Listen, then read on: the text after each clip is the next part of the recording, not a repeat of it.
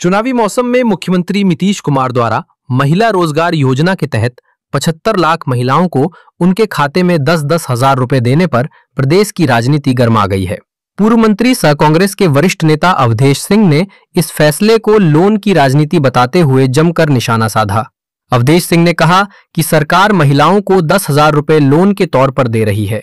यह महिलाओं के हित में कोई स्थायी कदम नहीं है। बेहतर होता कि राज्य सरकार उन महिलाओं के पुराने कर्ज को माफ कर देती, इससे उन्हें वास्तविक राहत मिलती। उन्होंने नीतीश सरकार पर चुनावी लाभ के लिए योजनाओं में फेरबदल करने का भी आरोप लगाया।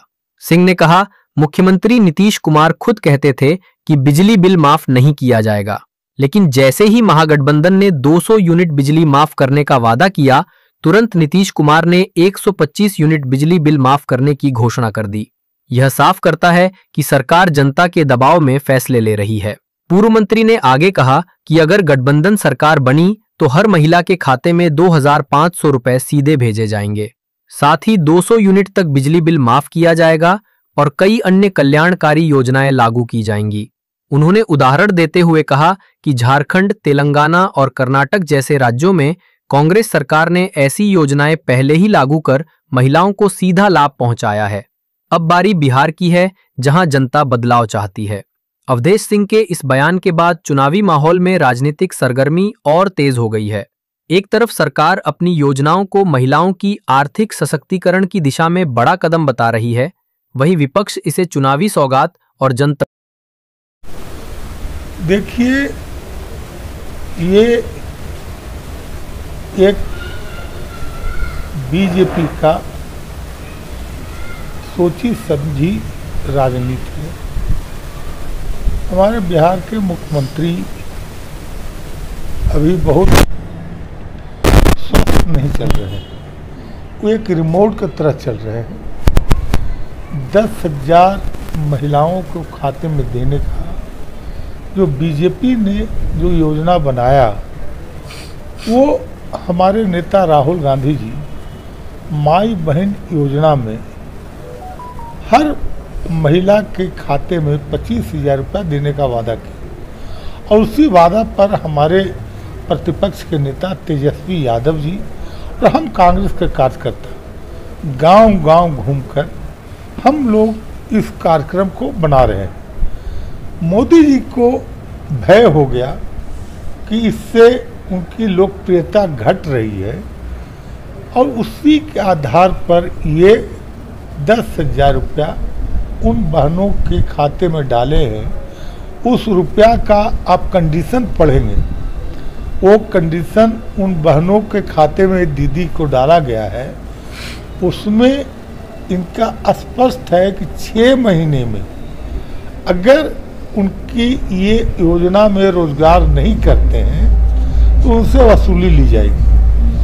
और अगर इतना ही मोदी जी देना चाहते थे या नीतीश कुमार जी बिहार के मुख्यमंत्री देना चाहते थे, तो जो महिलाओं को ये माइक्रो कंपनी जो है जहां पर उनके रुपया ब्याज पर लिया था, अगर वो माफ कर देते तो एक बात बनती कि वो बहनें हमारी कर्ज मुक्त हो जाती। आज आप देखें, पिछली सरकार ने एक निर्णय लिया था, हमने पूरे देश के किसानों का एक डेडलाइन दे दिया था कि इस लाइन के ऊपर चाहे किसी भी बैंक का लोन हो, प्राइवेट हो, सरकारी हो, कोऑपरेटिव हो, सभी किसानों का हमने ऋण माफ किया और वो किसान उस जमाने में अपने स्वावलंबी हुए, देश की तरक्की में उनकी भागीदारी रही। आज जो भी हो रहा है वो सिर्फ पॉलिटिकल माइलेज लेने के लिए हो रहा है। जनहित में ऐसा कोई कार्य जो ये अनुदान देने का नहीं हो रहा है। ये जब चुनाव आता है तो इसी तरह का स्टंट लिया जाता है। प्रतिपक्ष ने बहुत स्पष्ट किया था कि हम माई बहन योजना लाएंगे, हम गरीबों को उत्थान करेंगे। और एक हमारे नेता ने एक गुलदस्ता जो प्रस्तुत किया है वो गुलदस्ता आपको हम देते हैं कि कितनी योजनाओं को हम महागठबंधन के लोग इम्प्लीमेंट कर रहे हैं। हम जो गुलदस्ता का कागज है वो आपको हम दे रहे हैं, वो गुलदस्ता का कागज दे रहे हैं और उसमें बहुत स्पष्ट है कि हम विपक्ष में हैं और विपक्ष के लोगों का काम है जनहित के मामला को उठाना। ये मेरा योजना है, ये मेरा वादा है। ये वादा हम कर्नाटका में, ये वादा हम तेलंगाना में, ये वादा हम झारखंड जो हमारे बगल का है वहाँ ये इम्प्लीमेंट कर रहे हैं। ये वादा हमारा गठबंधन का वादा है।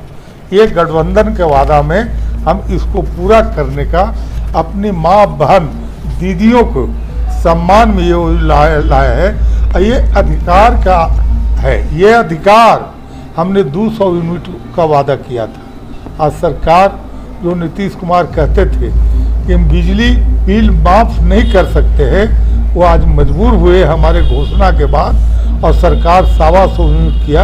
अगर हमारी सरकार बनी तो हम 200 यूनिट बिजली बिहार के किसान, गरीब, मजदूर, माता, बहन सभी को 200 यूनिट देंगे और ये हमारा योजना का घर घर का अधिकार जो है इसको इम्प्लीमेंट करेंगे और इसी वादा के अधिकार पर हम अपने मैनिफेस्टो, महागठबंधन के मैनिफेस्टो में इसको लेके जा रहे हैं। और इसको सफल बनाने के लिए हमारे कार्यकर्ता, हमारे युवा कांग्रेस, सेवा दल, महिला कांग्रेस, सभी ये आपका सेवा दल, सारे लोग इस पर अट्रैक्टिव है। NSY के लोग अट्रैक्टिव हैं और हम समझते हैं कि आने वाले दिन में महागठबंधन की सरकार बनेगी।